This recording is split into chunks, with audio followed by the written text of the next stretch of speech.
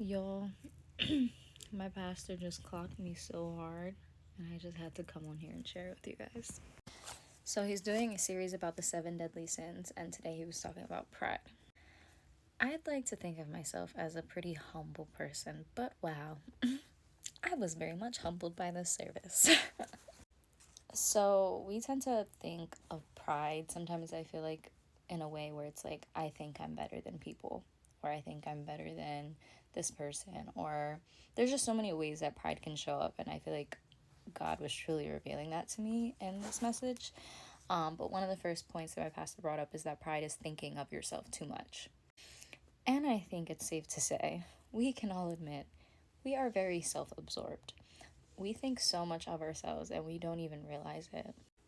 So, one of the first key points he talked about where you could identify pride in your life is self-absorption. So, some signs that you're self-absorbed is that you find faults in other people. Like, it's so easy for you to see when someone else is wrong, but you tend to not be so self-critical of your own wrongdoings and your own faults.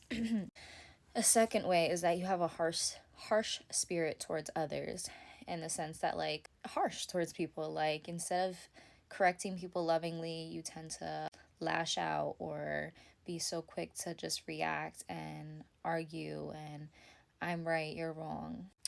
And a third one, which I feel like especially with social media, is that you care about how people see you. And I mean, you come online, you obviously are always posting the best version of yourself, and we tend to be a little self-deceived and not admitting that there is a part of us that does care, that cares about how people perceive us. Another way you can be prideful, which I thought was so interesting, is always making yourself a victim. Always wanting people to take pity on you and people to wallow in whatever you're going through, just constantly talking about yourself. And then he was just talking about the 3 different costs of being a prideful person, and one of them is God's opposition. And he was speaking a lot in Proverbs, and there was multiple times where it says that God opposes the proud, but he favors the humble. Secondly, it causes self-destruction, and he was speaking about how you could become such a prideful person that God kind of just steps back and he lets you have your own way. And that is probably one of the scariest things that can happen in your walk with Christ. And thirdly, it can cost you isolation. I don't know if you've ever been around a super prideful person. They're not fun to be around. And I don't ever want to be a person that pushes away my loved ones or, ruins relationships because of pride in my life that I'm not willing to work on. And then he went to talk about okay, so how can we, what is the remedy to this pride in our lives? And humility is.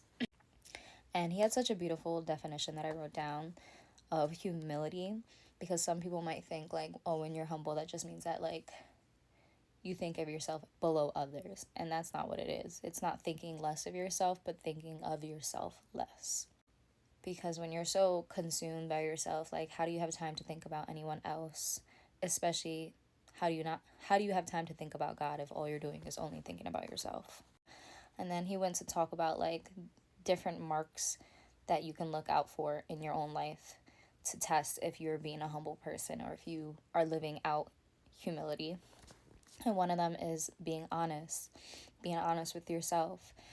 Instead of reacting when someone disrespects you or does something to you, before you react, pause and ask yourself, oh, what is triggering me to feel this way? Why did I get so angry about what this person said?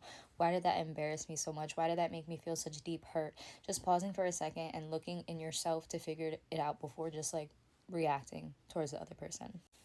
Secondly, just being repentant, acknowledging your sin in your life and acknowledging that we're not as good as we think we are, and just acknowledging how much we need God and we need his forgiveness. Third, being correctable. So this is just, being able to hear other people's advice, being able to hear when you're wrong, or just taking heed to others' opinions and listen without being so defensive, apologizing quickly, and just acknowledging when you're wrong. And something he like an image I feel like he just put in my head that really like honestly like humbled me is just like just always reminding yourself of what Jesus truly did on the cross for us. He humbled himself to death. He thought of himself very less. I mean, he was literally the Son of God. Like, he could have easily been like, you know what? I'm the Son of God. Like, I really don't have to do this for them. But he humbled himself to the cross, knowing that this was the only way to save us from our sin and save us from death.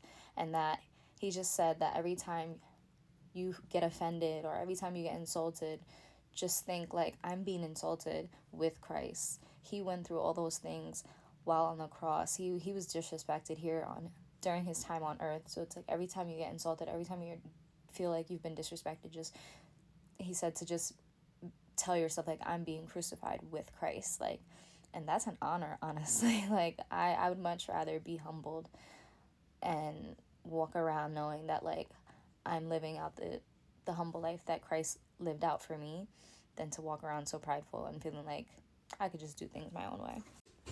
And then like one of the last points I wrote down is just that I'm gonna decrease myself so that he can be increased. And yeah, I just love that, and I wanted to share it with you guys because I feel like we just live in such a day where people just, including myself, like I need to ask for forgiveness for this, just always constantly thinking of myself and being so self-absorbed. And it's just like, why? Like I truly need to focus my eyes on his kingdom and on him and what he did for me, and just truly be humble and just focus on that, focus on the people around me, and just be a better friend, a better fiance, a better daughter, a better sister. Like, yeah. Anyways,